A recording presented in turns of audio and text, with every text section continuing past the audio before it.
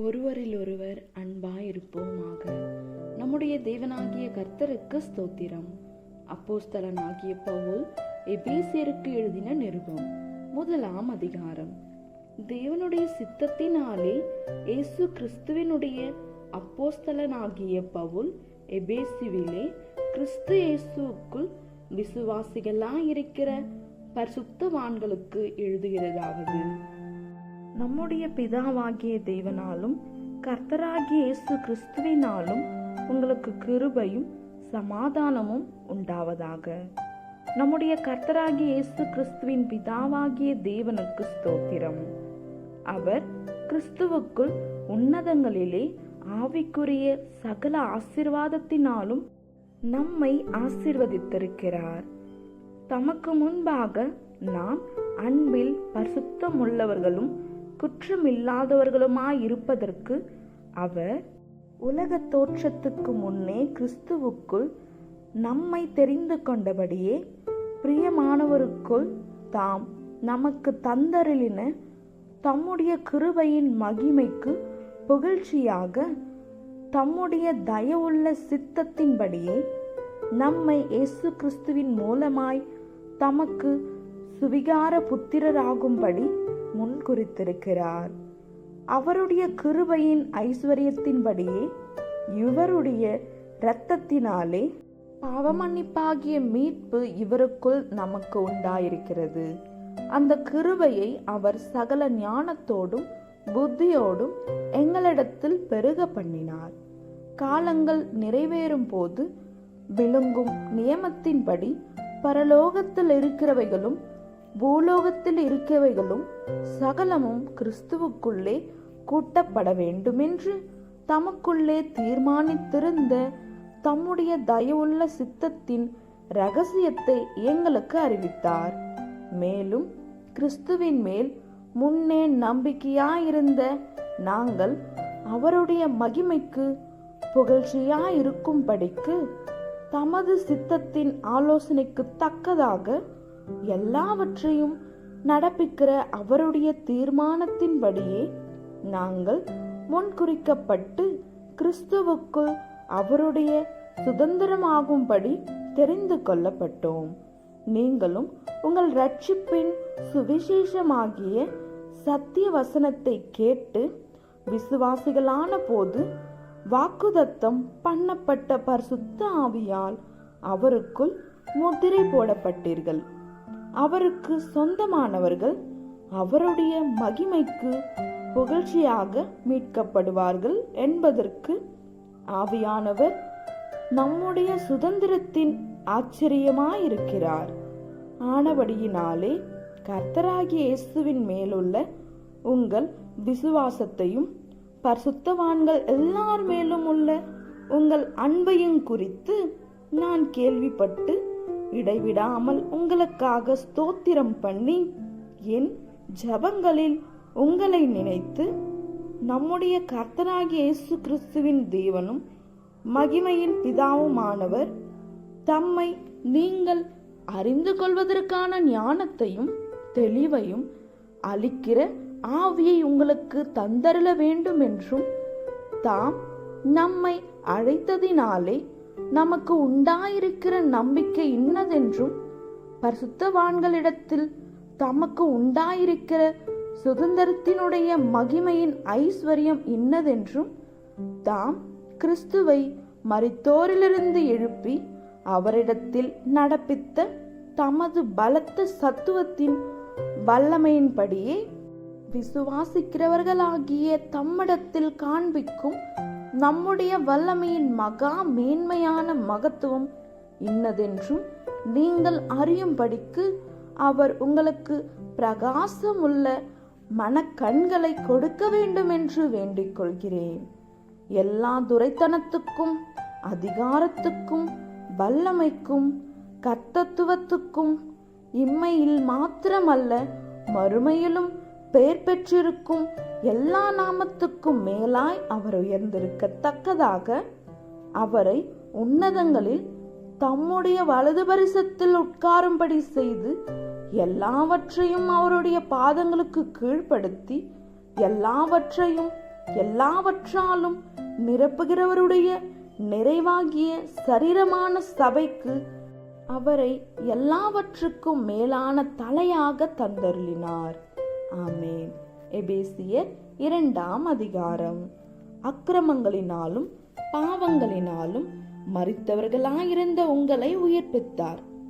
அவைகளில் நீங்கள் முற்காலத்திலே இவ்வுலக வழக்கத்திற்கேற்றபடியாகவும் கீழ்ப்படியாமையின் பிள்ளைகளிடத்தில் இப்பொழுது கிரியை செய்கிற ஆகாயத்து அதிகார பிரபுவாகிய ஆவிக்கேற்றபடியாகவும் நடந்து கொண்டீர்கள். அவர்களுக்குள்ளே நாம் எல்லாரும் முற்காலத்திலே நமது மாம்ச இச்சையின்படியே நடந்து நமது மாம்சமும் மனசும் விரும்பினவைகளை செய்து சுபாவத்தினாலே மற்றவர்களைப் போல கோபாக்கினியின் பிள்ளைகளாயிருந்தோம். தேவனோ இரக்கத்தில் ஐஸ்வர்யமுள்ளவராய் நம்மில் அன்பு கூர்ந்த தம்முடைய மிகுந்த அன்பினாலே அக்கிரமங்களில் மரித்தவர்களாயிருந்த நம்மை கிறிஸ்துவுடனே கூட உயிர்ப்பித்தார். கிருபையினாலே ரட்சிக்கப்பட்டீர்கள்.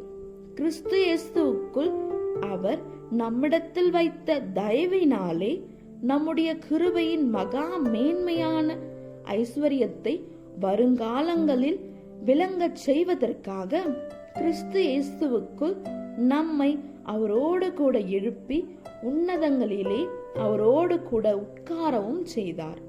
கிருபையினாலே விசுவாசத்தை கொண்டு ரட்சிக்கப்பட்டீர்கள். இது உங்களால் உண்டானதல்ல, இது தேவனுடைய ஈவு. ஒருவரும் பெருமை பாராட்டாதபடிக்கு இது கிரியைகளினால் உண்டானதல்ல.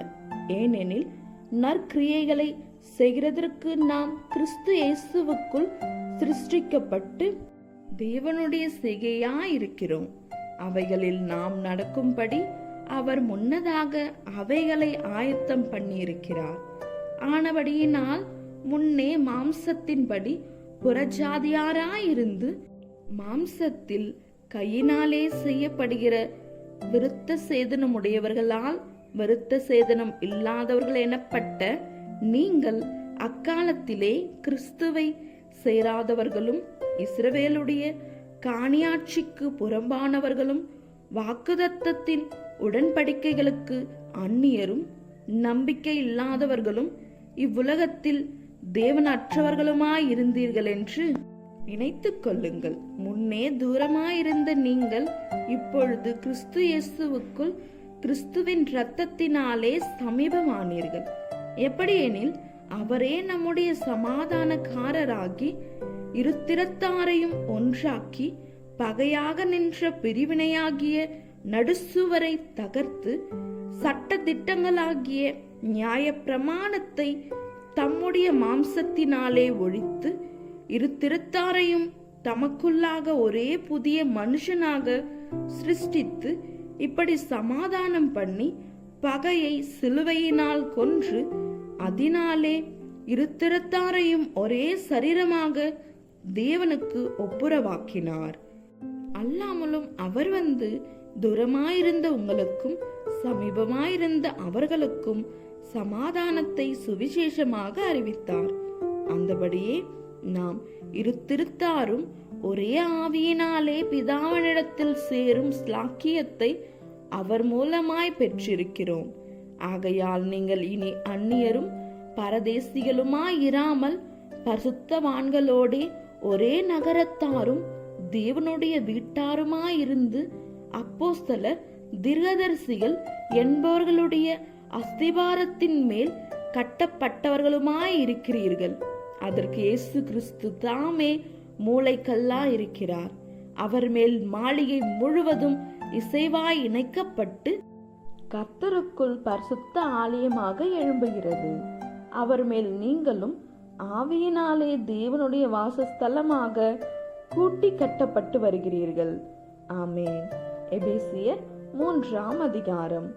இதின் நிமித்தம் பவுலாகிய நான் புறஜாதியாயிருக்கிற உங்கள் பொருட்டு கிறிஸ்து இயேசுவின் நிமித்தம் கட்டுண்டவனாயிருக்கிறேன். உங்களுக்காக எனக்கு அளிக்கப்பட்டிருக்கிற தெய்வ கிருபைக்குரிய நியாயமும் இன்னதென்று கேள்விப்பட்டிருப்பீர்களே. அதென்னவெனில், புறஜாதிகள் சுவிசேஷத்தினாலே உடன் சுதந்திரருமாய் ஒரே சரீரத்துக்குள்ளானவர்களுமாய் கிறிஸ்துவுக்குள் அவர் பண்ணின வாக்குத்தத்தத்துக்கு உடன் பங்காளிகளுமாய் இருக்கிறீர்கள் என்கிற இந்த ரகசியத்தை அவர் எனக்கு வெளிப்படுத்தி அறிவித்தார். இதை குறித்து நான் முன்னமே சுருக்கமாய் எழுதியிருக்கிறேன். அதை நீங்கள் வாசிக்கையில் கிறிஸ்துவின் ரகசியத்தை குறித்து எனக்கு உண்டாயிருக்கிற அறிவை அறிந்து கொள்ளலாம். இந்த ரகசியம் இப்பொழுது அவருடைய பரிசுத்த அப்போஸ்தலருக்கும் தீர்க்கதரிசிகளுக்கும் ஆவியானவராலே வெளிப்படுத்தப்பட்டிருக்கிறது போல முற்காலங்களில் மனுபுத்திரருக்கு அறிவிக்கப்படவில்லை. தேவனுடைய பலத்த சத்துவத்தால் எனக்கு அளிக்கப்பட்ட வரமாகிய அவருடைய கிருபையினாலே இந்த சுவிசேஷத்துக்கு ஊழியக்காரனானேன்.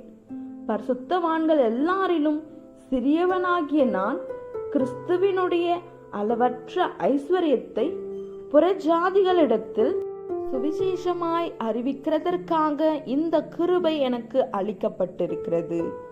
தேவன் தம்முடைய கர்த்தராகிய கிறிஸ்து இயேசுவுக்குள் கொண்டிருந்த அநாதி தீர்மானத்தின்படியே உன்னதங்களில் உள்ள துரைத்தனங்களுக்கும் அதிகாரங்களுக்கும் அவருடைய அந்தந்த ஞானமானது சபையின் மூலமாய் இப்பொழுது தெரிய வரும் பொருட்டாக இயேசு கிறிஸ்துவை கொண்டு எல்லாவற்றையும் சிருஷ்டித்த தேவனுக்குள்ளே ஆதிகாலங்கள் முதல் மறைந்திருந்த இரகசியத்தினுடைய ஐக்கியம் இன்னதென்று எல்லாருக்கும் வெளிப்படையாக காண்பிக்கிறதற்கு இந்த கிருபை எனக்கு அளிக்கப்பட்டிருக்கிறது.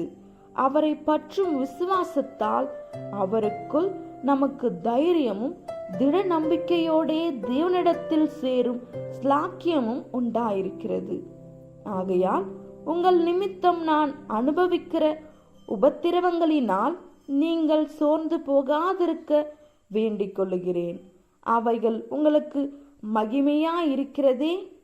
இது நிமித்தம் நான் பரலோகத்திலும் பூலோகத்திலும் உள்ள முழு குடும்பத்துக்கும் நாமக்காரராகிய நம்முடைய கர்த்தராயிருக்கிற இயேசு கிறிஸ்துவினுடைய பிதாவை நோக்கி முழங்கால் படியிட்டு, நீங்கள் அவருடைய ஆவியினாலே உள்ளான மனுஷனில் வல்லமையாய் பலப்படவும் விசுவாசத்தினாலே கிறிஸ்து உங்கள் இருதயங்களில் வாசமாயிருக்கவும் நீங்கள் அன்பிலே வேரூன்றி நிலை பெற்றவர்களாகி சகல பரிசுத்தவான்களோடு கூட கிறிஸ்துவினுடைய அன்பின் அகலமும் நீளமும் ஆழமும் உயரமும் இன்னதென்று உணர்ந்து அறிவு கெட்டாத அந்த அன்பை அறிந்து கொள்ள வல்லவர்களாகவும் தேவனுடைய சகல பரிபூரணத்தாலும் நிறையப்படவும் அவர் தமது மகிமையினுடைய ஐஸ்வர்யத்தின்படியே உங்களுக்கு அனுகிரகம் பண்ண வேண்டும் என்று வேண்டிக் கொள்ளுகிறேன். நாம் வேண்டிக் கொள்ளுகிறதற்கும் நினைக்கிறதற்கும் மிகவும் அதிகமாய் நமக்குள்ளே கிரியை செய்கிற வல்லமையின்படியே நமக்கு செய்ய வல்லவராகிய அவருக்கு சபையிலே கிறிஸ்து இயேசுவின் மூலமாய் தலைமுறை தலைமுறைக்கும் சதா காலங்களிலும் மகிமை உண்டாவதாக. ஆமேன்.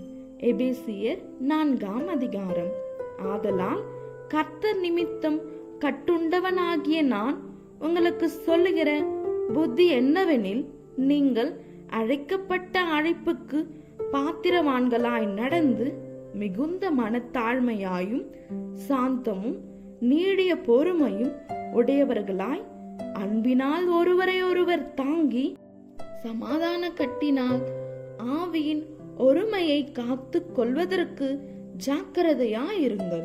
உங்களுக்கு உண்டான அழைப்பினாலே நீங்கள் ஒரே நம்பிக்கைக்கு அழைக்கப்பட்டது போல ஒரே சரீரமும் ஒரே ஆவியும் உண்டு, ஒரே கர்த்தரும் ஒரே விசுவாசமும் ஒரே ஞானஸ்தானமும் எல்லாருக்கும் ஒரே தேவனும் பிதாவும் உண்டு.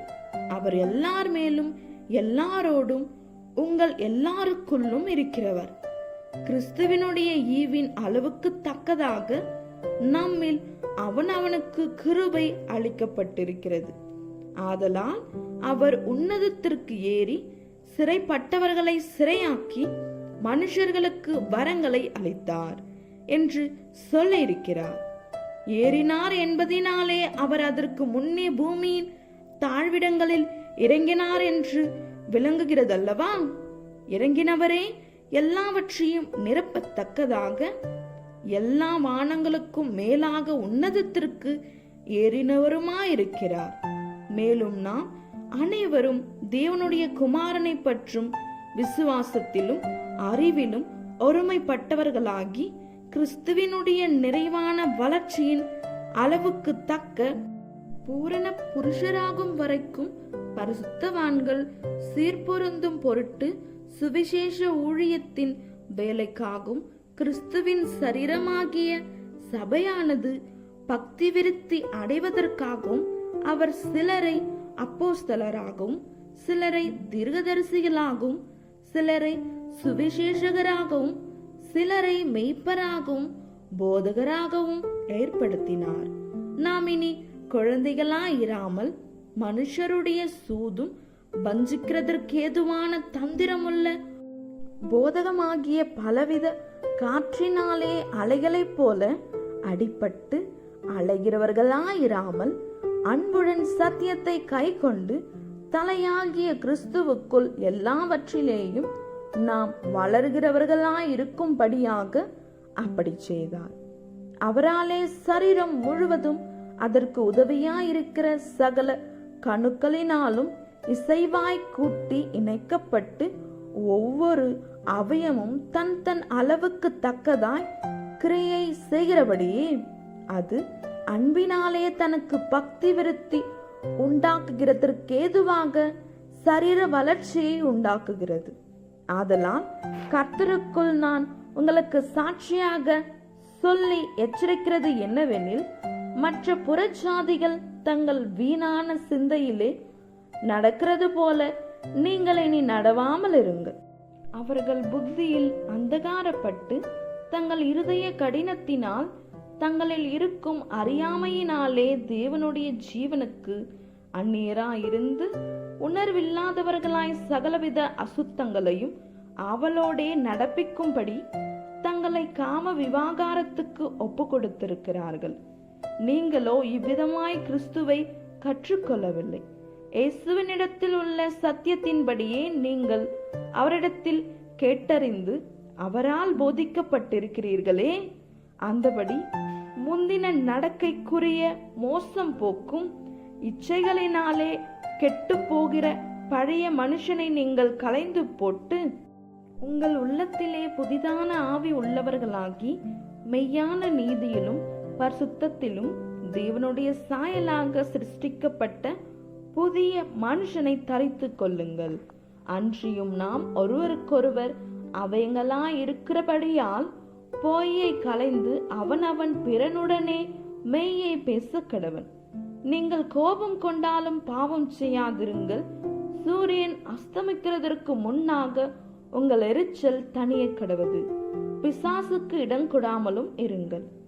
திருடுகிறவன் இனி திருடாமல் குறைச்சல் உள்ளவனுக்கு கொடுக்கத்தக்கதாக தனக்கு உண்டாயிருக்கும்படி தன் கையினால் நலமான வேலை செய்து பிரயாசப்பட கடவன். கெட்ட வார்த்தை ஒன்றும் உங்கள் வாயிலிருந்து புறப்பட வேண்டாம். பக்தி விருத்திக்கு ஏதுவான நல்ல வார்த்தை உண்டானால் அதையே கேட்கிறவர்களுக்கு பிரயோஜனம் உண்டாகும்படி பேசுங்கள். அன்றியும் நீங்கள் மீட்கப்படும் நாளுக்கென்று முத்திரையாக பெற்ற தேவனுடைய பரிசுத்த ஆவியை துக்கப்படுத்தாதிருங்கள். சகலவிதமான கசப்பும் கோபமும் மூர்க்கமும் குக்குரலும் தூஷணமும் மற்ற எந்த துர்குணமும் உங்களை விட்டு நீங்க கடவது. ஒருவருக்கொருவர் தயவாயும் மன உருக்கமாயும் இருந்து கிறிஸ்துவுக்குள் தேவன் உங்களுக்கு மன்னித்தது போல நீங்களும் ஒருவருக்கொருவர் மன்னியுங்கள். ஆமென். எபேசியர் 5ஆம் அதிகாரம். ஆதலால் நீங்கள் பிரியமான பிள்ளைகளைப் போல தேவனை பின்பற்றுகிறவர்களாகி கிறிஸ்து நமக்காக தம்மை தேவனுக்கு சுகந்த வாசனையாக காணிக்கையாகவும் பலியாகவும் ஒப்பு கொடுத்து நம்மில் அன்பு கூர்ந்தது போல நீங்களும் அன்பிலே நடந்து கொள்ளுங்கள். மேலும் பரிசுத்தவான்களுக்கு ஏற்றபடி வேசித்தனமும் மற்றெந்த அசுத்தமும் பொருளாசையும் ஆகிய இவைகளின் பேர் முதலாய் உங்களுக்குள்ளே சொல்லப்படவும் கூடாது. அப்படியே வம்பும் புத்தியீனமான பேச்சும் பரியாசமும் தகாதவைகள்.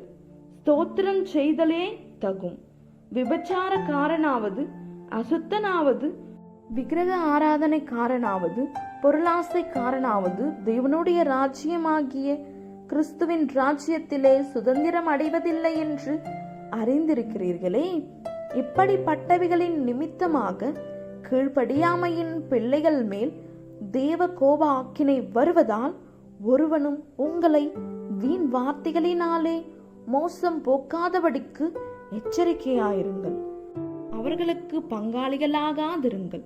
முற்காலத்தில் நீங்கள் அந்தகாரமாயிருந்தீர்கள், இப்பொழுதோ கர்த்தருக்குள் வெளிச்சமாயிருக்கிறீர்கள்.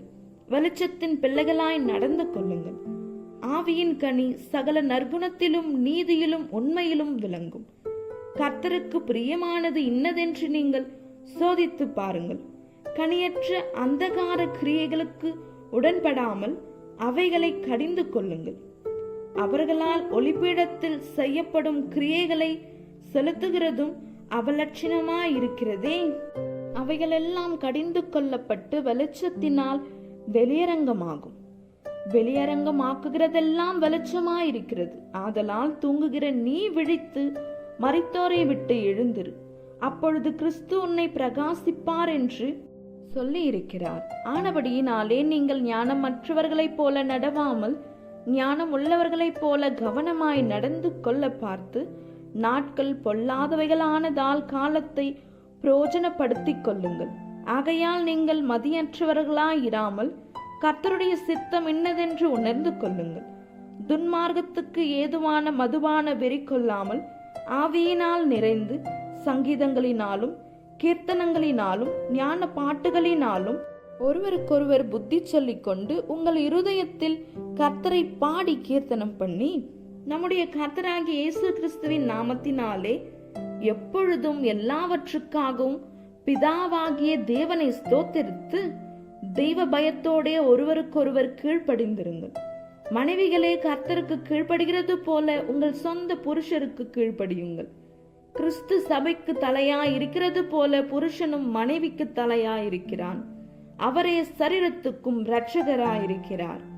ஆகையால் சபையானது கிறிஸ்துவுக்கு கீழ்ப்படுகிறது போல மனைவிகளும் தங்கள் சொந்த புருஷருக்கு எந்த காரியத்திலேயும் கீழ்ப்படிந்திருக்க வேண்டும். புருஷர்களே, உங்கள் மனைவிகளில் அன்பு கூறுங்கள். அப்படியே கிறிஸ்துவும் சபையில் அன்பு கூர்ந்து தாம் அதை திருவசனத்தை கொண்டு தண்ணீர் முழுக்கினால் சுத்திகரித்து பரிசுத்தமாக்குகிறதற்கும், கரைத்திரை முதலானவைகள் ஒன்றும் இல்லாமல் பரிசுத்தமும் பிழையற்றதுமான மகிமையுள்ள சபையாக அதை தமக்கு முன் நிறுத்திக் கொள்வதற்கும் தம்மை தாமே அதற்காக ஒப்புக் கொடுத்தார். அப்படியே புருஷர்களும் தங்கள் மனைவிகளை தங்கள் சொந்த சரீரங்களாக பாவித்து அவர்களில் அன்பு கூற வேண்டும். தன் மனைவியில் அன்பு கூறுகிறவன் தன்னில் தான் அன்பு கூறுகிறான். தன் சொந்த மாம்சத்தை பகைத்தவன் ஒருவனும் இல்லையே. கர்த்தர் சபையை போஷித்து காப்பாற்றுகிறது போல ஒவ்வொருவனும் தன் மாம்சத்தை போஷித்து காப்பாற்றுகிறான். நாம் அவருடைய சரீரத்தின் அவயங்களாயும் அவருடைய மாம்சத்திற்கும் அவருடைய எலும்புகளுக்கும் உரியவர்களாயும் இருக்கிறோம். இதன் நிமித்தம் மனுஷன் தன் தகப்பனையும் தன் தாயையும் விட்டு தன் மனைவியுடன் இசைந்து இருவரும் ஒரே மாம்சமாய் இருப்பார்கள். இந்த ரகசியம் பெரியது. நான் கிறிஸ்துவை பற்றியும் சபையை பற்றியும் சொல்கிறேன்.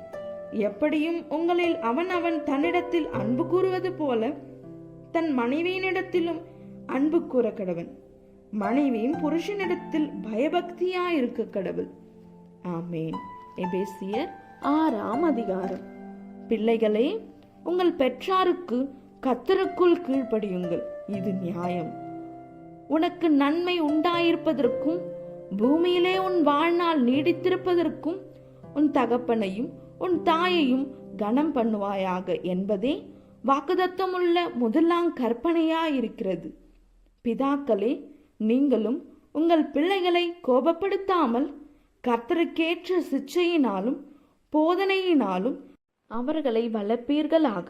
வேலைக்காரரே, நீங்கள் கிறிஸ்துவுக்கு கீழ்ப்படுகிறது போல சரீரத்தின்படி உங்கள் எஜமான்களாய் இருக்கிறவர்களுக்கும் பயத்தோடும் நடுக்கத்தோடும் கபடற்ற மனதோடும் கீழ்ப்படிந்து மனுஷருக்கு பிரியமாயிருக்க விரும்புகிறவர்களாக பார்வைக்கு ஊழியம் செய்யாமல் கிறிஸ்துவின் ஊழியக்காரராக மனப்பூர்வமாய் தேவனுடைய சித்தத்தின்படி செய்யுங்கள்.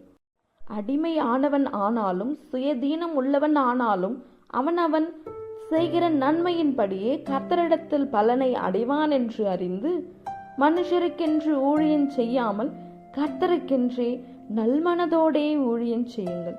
எஜமான்களே, அப்படியே நீங்களும் வேலைக்காரருக்கு செய்ய வேண்டியவைகளை செய்து அவர்களுக்கும் உங்களுக்கும் எஜமான ஆனவர் பரலோகத்தில் இருக்கிறார் என்றும் அவரிடத்தில் பட்சபாதம் இல்லை என்றும் அறிந்து கடுஞ்சொல்லை விட்டுவிடுங்கள். கடைசியாக என் சகோதரரே, கர்த்தரிலும் அவருடைய சத்துவத்தின் வல்லமையிலும் பலப்படுங்கள்.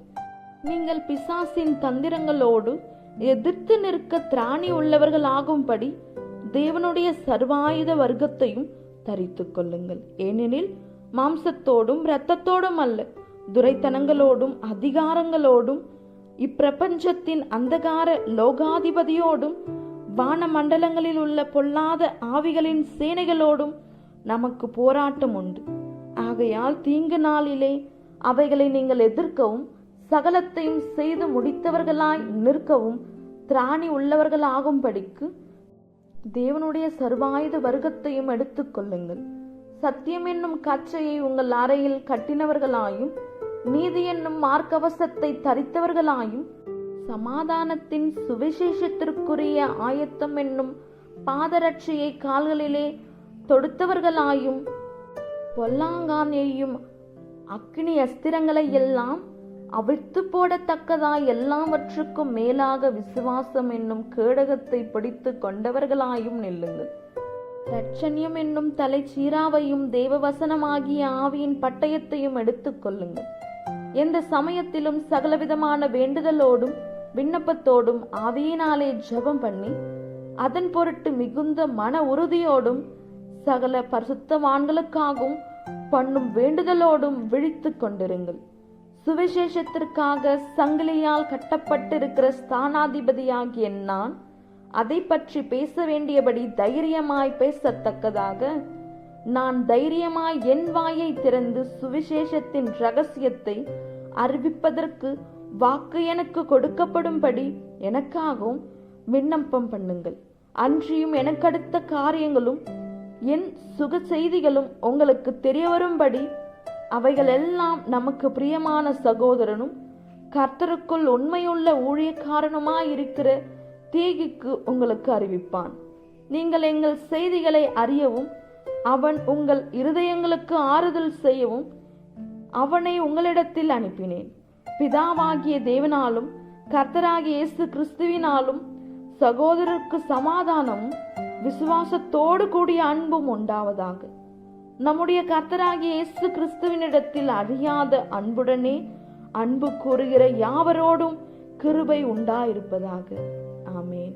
இந்த வசனங்களை கேட்டுக்கொண்டிருந்த உங்கள் அனைவரையும் நம்முடைய தேவனாகிய கர்த்தர் ஆசீர்வதிப்பாராக. ஆமேன். எபேசியர் நிறைவடைந்தது.